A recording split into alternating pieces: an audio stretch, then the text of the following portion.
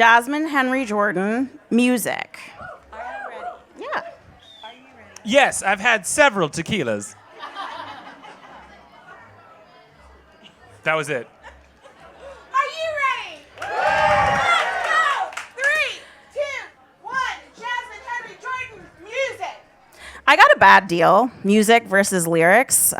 It's not a fair fight. I know that you all have been doing this since like 1976 or whatever, but surely you can see that music and lyrics are not a binary.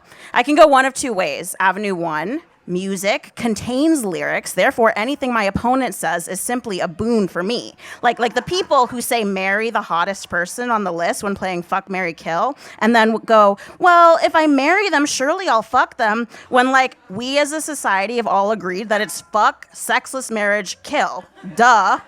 Avenue 2, obliterate lyrics as a concept, okay? I can work with this. Not the obvious choice. My 7th grade choir director told me I had an underdeveloped ear for music. And words are kind of my thing, but damn, I am motivated by the idea of disagreeing with a gay man about something completely arbitrary and then antagonizing him into a better opinion. So, since I really believe in the rules of fuck, marry, kill, here goes. Lyrics are exclusively a tool used to harass unrequited lovers, be it online in tragic Facebook posts and Instagram captions of photos of your lazy night in that happen to feature a pair of shoes you hope your missed connection believes is those of your new lover, with the lyrics, "She may not be you, but she looks just like you." Lyrical coercion and gaslighting is the last socially acceptable form of cyberbullying. In this post-Twitter dystopia, can we really afford to let the Bon Ivers and SZAs of this world run rampant with the dangerous vague booking ammo? On average, romantic vague booking, romantic lyrics delay a post-breakup recovery by 11 days per stanza. I made that up. Some of you never had a violently one-sided several-year situationship with a man who discovered Nirvana in 2013. And I don't wish the act of attempting to decode the lyrics to Heart-Shaped Box misremembered by a stoned white Buddhist who insists on sleeping naked in your bed platonically on anyone. That guy was in the Wild Wild Country cult. True story.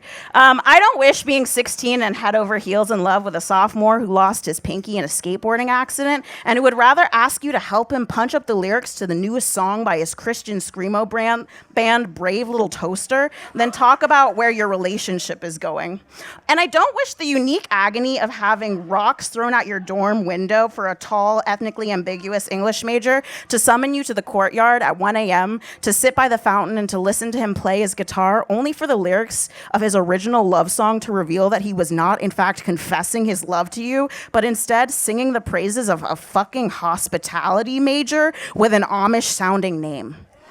When I wept at the theater watching Urinetown with a date whom I had just had a miserable to find the relationship with, it wasn't the music that made me cry, negative, it was the lyrics. Just like how I wept, positive, the time that the group of friends I love more than anything became my old friends and used to be friends while we listened to the lyricless Aru Batar by Sigur Rós while staring at a star-speckled Tallahassee sky, holding hands in the damp grass piled atop one another while it blared weakly from the speakers of my 1999 Toyota Camry. Some of you are like, hey, that song has lyrics. Well, I gotcha. That song does have lyrics, but they're in like fucking Icelandic or something. So I'm counting that one as squarely anti-lyrics, actually. I feel like I remember that song so vividly, but it was only when I was on YouTube to listen to it again that I realized that they were saying anything at all. And scientifically speaking, they're not. And it's me, I'm the scientist. Multiple people in the YouTube comments asked the OP to post without English subtitles because they didn't want to know. I feel that as spiritually as I feel the comment by J. Cooper 4914. If they don't play this song at my funeral, I'm not coming. I have a confession. I don't like music. Maybe it's that underdeveloped ear for music thing, or nearly 2 decades of overprescribed Prozac, or the depth to which I cannot be alone with my thoughts. While you might like to get in the zone listening to the Challenger soundtrack, I personally prefer to get in the zone with the Celebrity Conspiracy Theory Iceberg video. You haven't lived until you've deep cleaned a condo while listening to a 3-hour new, rare Mandela Effect tier list video. Maybe it's the act of emotional labor that I've done punching up the lyrics to other people's love songs, or the angst of revising the lyrics to the Swan song to the young, cool, sexy version of myself that I have aged out of being. But listening to music has always felt like a chore that I've done in exchange for approval or dick, a captcha I cannot read, or a chapter of The Birds and Bees that I skipped. And I thought my romantic livelihood was irrevocably enmeshed with the affinity for adult jazz or Tame Impala, when I fell in love with a fucking dancer. Boo, boo. And worse, a former BFA in dance making. Yeah. And I looked down the barrel of a lifetime